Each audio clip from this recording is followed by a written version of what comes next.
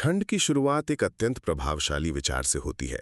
कोई भी मरे हुए कुत्ते को लात नहीं मारता। ये कथन देखने में सरल लगता है, किंतु इसके भीतर गहरा जीवन दर्शन छिपा हुआ है। लेखक बताता है कि दुनिया उसी व्यक्ति की आलोचना करती है जो किसी न किसी रूप में महत्वपूर्ण हो, आगे बढ़ रहा हो या दूसरों से अलग कुछ कर रहा हो। जो व्यक्ति निष्क्रिय और महत्वहीन होता है, उसकी ओर कोई ध्यान नहीं देता। इसलिए यदि किसी मनुष्य की आलोचना हो रही है, तो ये इस बात का संकेत भी हो सकता है कि उसमें कुछ विशेष है। इतिहास इस सत्य का प्रमाण है। महान नेताओं, संतों और विचारकों को अपने समय में जितनी आलोचना सहनी पड़ी, उतनी शायद किसी साधारण व्यक्ति को नहीं सहनी पड़ती। अब्राहम लिंकन को उनके समय में अयोग्य कहा गया, थियोडर रूजवेल्ट को घमंडी कहा गया, यहाँ तक कि जीसस क्राइस्ट तक को विरोध और अपमान का सामना करना पड़ा। लेखक इस सत्य को स्थापित करना चाहता है कि आलोचना से बचना संभव नहीं है। यदि मनुष्य जीवन में कुछ बड़ा करना चाहता है, तो उसे आलोचनाओं को सहने की शक्ति विकसित करनी होगी। मनुष्य का सबसे बड़ा भय अक्सर ये नहीं होता कि वो असफल हो जाएगा, बल्कि ये होता है कि लोग उसके बारे में क्या सोचेंगे। यही भय उसकी स्वतंत्रता छीन लेता है। वो अपने निर्णय दूसरों की राय के अनुसार लेने लगता है। धीरे धीरे उसका आत्मविश्वास कमजोर हो जाता है और वो अपनी वास्तविक इच्छाओं को दबाकर एक ऐसा जीवन जीने लगता है जो केवल दूसरों को प्रसन्न करने के लिए बना हो। लेखक इस मानसिक गुलामी को अत्यंत खतरनाक मानता है। उसके अनुसार यदि कोई व्यक्ति हर किसी को खुश करने की कोशिश करेगा, तो अंततः वो स्वयं कभी खुश नहीं रह पाएगा। इसलिए आलोचना को जीवन का स्वाभाविक भाग मान लेना चाहिए। जब मनुष्य ये समझ लेता है कि लोगों की बातें उसके मूल्य का अंतिम निर्णय नहीं है, तभी वो मानसिक रूप से स्वतंत्र हो पाता है। इसके बाद लेखक आलोचना से बचने की नहीं, बल्कि उससे अप्रभावित रहने की कला सिखाता है। वो बताता है कि संसार में अधिकांश आलोचनाएं निष्पक्ष नहीं होती। लोग अक्सर अधूरी जानकारी, ईर्ष्या, असुरक्षा या पूर्वाग्रह के आधार पर दूसरों के बारे में राय बना लेते हैं। इसलिए हर आलोचना को अपने आत्मसम्मान पर हमला समझ लेना बुद्धिमानी नहीं है। लेखक कहता है कि यदि कोई मनुष्य अपने विवेक और ईमानदारी के अनुसार कार्य कर रहा है, तो उसे दूसरों की नकारात्मक बातों से अधिक विचलित नहीं होना चाहिए। कई बार लोग केवल इसलिए आलोचना करते हैं क्योंकि उन्हें स्वयं अपने जीवन से संतोष नहीं होता। ऐसे लोग दूसरों की कमियां खोजकर स्वयं को श्रेष्ठ महसूस करना चाहते हैं। लेखक ये भी समझाता है कि हर आलोचना बुरी नहीं होती। कुछ आलोचनाएं हमें सुधारने में सहायता करती हैं। यदि कोई व्यक्ति ईमानदारी से हमारी भूल दिखा रहा है, तो उसे सुनना चाहिए।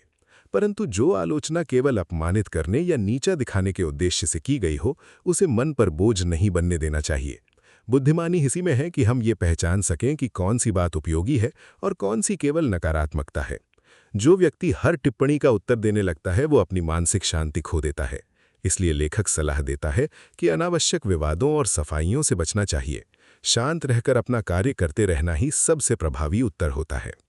इस खंड में लेखक अपने जीवन की गलतियों का उल्लेख करते हुए ये स्वीकार करता है कि उसने भी अनेक मूर्खताएं की हैं। यही स्वीकारोक्ति इस अध्याय को अत्यंत मानवीय बना देती है। सामान्यतः मनुष्य अपनी गलतियों को छिपाने की कोशिश करता है। वो स्वयं को सही साबित करने के लिए तर्क खोजता है और दोष दूसरों पर डाल देता है। लेकिन लेखक का मानना है कि आत्मस्वीकृति मानसिक शांति की पहली सीढ़ी है। जब मनुष्य ये समझ लेता है कि वो भी पूर्ण नहीं है, तब वो स्वयं के प्रति अधिक सहज और दूसरों के प्रति अधिक सहिष्णु हो जाता है। अपनी भूलों को स्वीकार करना कमजोरी नहीं, बल्कि परिपक्वता का संकेत है। मनुष्य का एक और बड़ा दुख ये है कि वो स्वयं को अत्यधिक गंभीरता से लेने लगता है। वो अपनी हर गलती को जीवन का अंत समझ बैठता है। लेखक सिखाता है कि जीवन में गलतियां होना स्वाभाविक है। कोई भी व्यक्ति ऐसा नहीं जिसने कभी गलत निर्णय न लिया हो। इसलिए अपनी भूलों पर पछतावे में डूबे रहने के बजाय उनसे सीखना चाहिए। जब मनुष्य अपनी कमियों को स्वीकार कर लेता है, तो आलोचना भी उसे कम चोट पहुंचाती है, क्योंकि वो जानता है कि पूर्णता केवल कल्पना है। 7वां खंड चिंता और मानसिक थकान के संबंध को स्पष्ट करता है। लेखक का कहना है कि मनुष्य केवल शारीरिक श्रम से नहीं थकता, बल्कि उससे कहीं अधिक मानसिक तनाव से थकता है।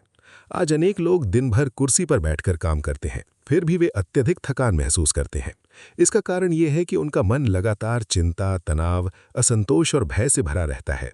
लेखक समझाता है कि थका हुआ मन छोटी छोटी समस्याओं को भी बहुत बड़ा बना देता है। इसलिए मानसिक शांति बनाए रखने के लिए आराम और ऊर्जा का संतुलन अत्यंत आवश्यक है। लेखक बताता है कि सही ढंग से आराम करना भी एक कला है। अधिकांश लोग तब तक काम करते रहते हैं जब तक वे पूरी तरह टूट ना जाएं। वे मानते हैं कि लगातार व्यस्त रहना ही मेहनत का प्रमाण है, लेकिन वास्तविकता यह है कि अत्यधिक थकान कार्यक्षमता को नष्ट कर देती है। यदि कोई मनुष्य काम के बीच बीच में थोड़ी देर मानसिक और शारीरिक विश्राम ले तो वो अधिक समय तक ऊर्जावान बना रह सकता है। लेखक विशेष रूप से शरीर को ढीला छोड़ने और अनावश्यक तनाव कम करने की बात करता है। वो कहता है कि मनुष्य अक्सर बिना कारण अपने शरीर को तनावग्रस्त बनाए रखता है। उसके कंधे कठोर रहते हैं, चेहरे की मांसपेशियां तनी रहती हैं और आंखों में तनाव भरा रहता है। ये निरंतर तनाव धीरे धीरे थकान में बदल जाता है। लेखक एक महत्वपूर्ण तथ्य बताता है कि अधिकांश थकान मानसिक होती है। यदि कोई व्यक्ति किसी काम में रुचि लेता है तो वो घंटों तक सक्रिय रह सकता है, लेकिन वही व्यक्ति किसी नीरस और अप्रिय काम से जल्दी थक जाता है। इसका अर्थ यह है कि थकान केवल शरीर की स्थिति नहीं, बल्कि मन की स्थिति भी है।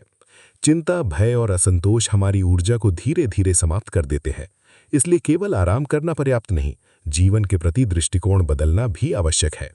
लेखक ये भी बताता है कि निरंतर तनाव मनुष्य के चेहरे और व्यक्तित्व को प्रभावित करता है।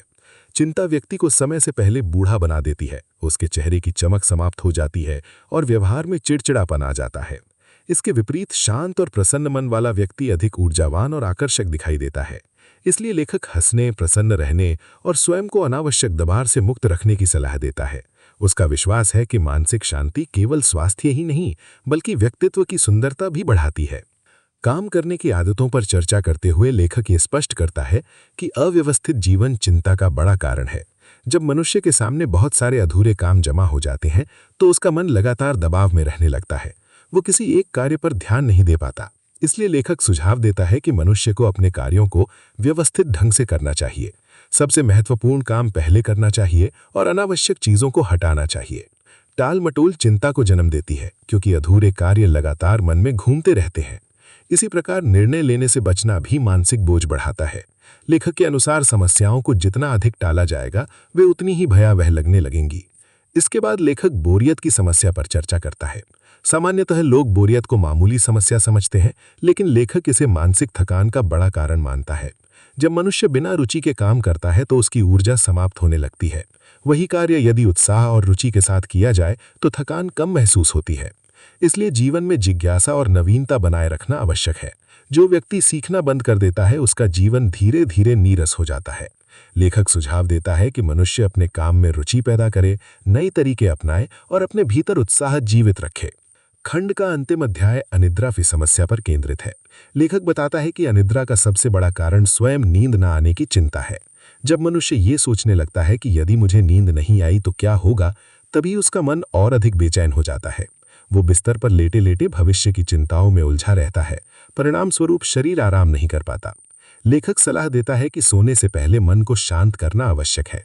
यदि नींद ना आए तो घबराना नहीं चाहिए। जितना अधिक मनुष्य नींद को मजबूरी बनाएगा, उतनी ही अधिक बेचैनी बढ़ेगी। शांत मन और तनाव मुक्त विचार स्वाभाविक रूप से अच्छी नींद को जन्म देते हैं। इन सभी अध्यायों का मूल संदेश यही है कि जीवन की अधिकांश समस्याएं बाहरी परिस्थितियों से नहीं, बल्कि हमारी मानसिक आदतों से उत्पन्न होती हैं। आलोचना का भय, स्वयं को पूर्ण साबित करने की इच्छा, अव्यवस्थित जीवन, निरंतर तनाव और नकारात्मक सोच, ये सब मिलकर मनुष्य की शांति छीन लेते हैं।